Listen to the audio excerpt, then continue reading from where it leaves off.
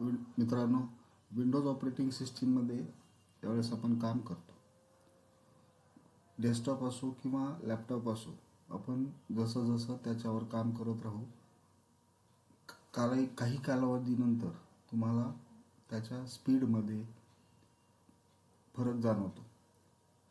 तो कदाचित आपण ज्यावेळेस कम्प्युटर वापरत जातो, तुमच्या कम्प्युटरमध्ये टेम्पररी फाईल्स म्हणजेच ज्याची तुम्हाला आणि कम्प्युटरलाही गरज नसते अशा टेम्पररी फाईल्स तुमच्या डेस्कटॉपवर म्हणजेच लॅपटॉपवर किंवा डेस्कटॉपवर त्या जमा होत राहतात आणि त्याच्यामुळे त्याचा स्टोरेज स्पेस कमी होत राहतो. ही युटिलिटी डिस्क क्लीनअप नावाची युटिलिटी जर तुम्ही वेळोवेळी वापरली तर अशा अनवॉन्टेड फाईल्स तुमच्या कम्प्युटरमधून आपोआप तो काढून टाकतो. म्हणजेच तुम्हाला ही युटिलिटी वापरून तुम्हाला आणि कम्प्युटरवर दोघांनाही गरज नसलेल्या फाईल ओळखून त्या काढून टाकायचं काम ही युटिलिटी करते.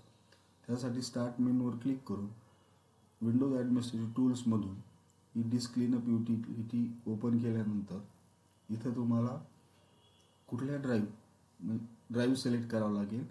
जसं की आता मी इथं local disk C drive select केला. ओके केल्यानंतर तो या क्लीनअपचं काम सुरू करेल. म्हणजेच तुम्हाला आता ज्या फाईलची गरज नाही किंवा कम्प्युटरला पण गरज नाही अशा सगळ्या फाईल्स तुमच्या कम्प्युटरवरून तो काढून टाकेल.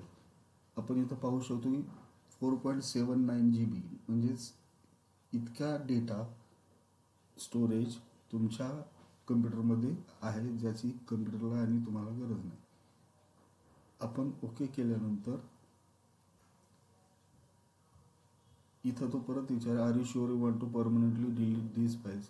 डिलीट फाईल्स केल्यानंतर हा जो 4.7 GBचा स्टोरेज स्पेस होता तो तुम्हाला रिकवर करता येईल, म्हणजेच तो परत मिळवता येईल. थँक्यू.